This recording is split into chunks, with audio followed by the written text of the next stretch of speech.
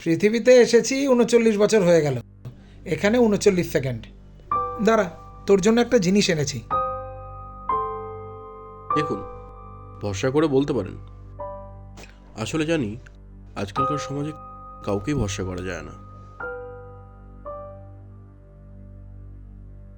আচ্ছা বলতো, ছেলেদের কি কাজ আছে?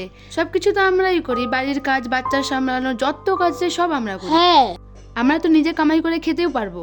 আর ছেলেদের কথা বলিস না, ওরা তো গায়ে হাওয়া লাগে ঘুরে বেড়ায়, আর সব কাজ তো আমাদেরই করতে হয়।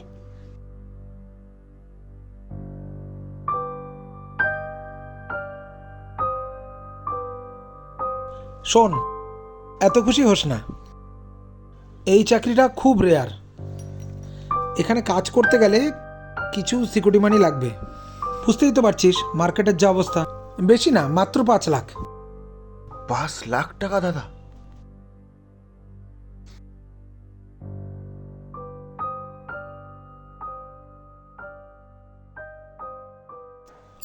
তাই হিউম্যানিটি খাতিরে জিজ্ঞাসা করলাম, না বলতে চাইলে ওকে, ক্যাশ বলো না।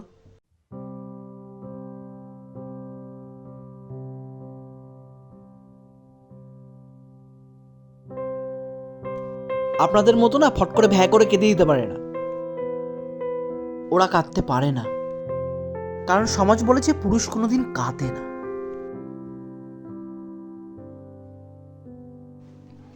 আসলে আমি বাড়ি থেকে পালিয়ে এসেছি। তোর রনিকে মনে আছে?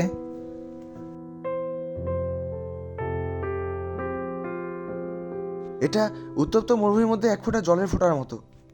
খুব উপকার দাদা, খুব উপকার। আমার প্রয়োজন ছিল এটা। তুমি আমার জীবন ফিরে দিলে দাদা। ওদিকে বস ফোন করতে থাকে, 9টার মধ্যে অফিসে পৌঁছতে হবে। 9টা 5 হলে না অর্ধেক দিনের স্যালারিটা কাটা চলে যায়। আপনারা তো এসে বলে দেন আমার মার্কেটিংয়ের জন্য পয়সা লাগবে। শুধু আমার পছন্দে কি হবে? ওরও তো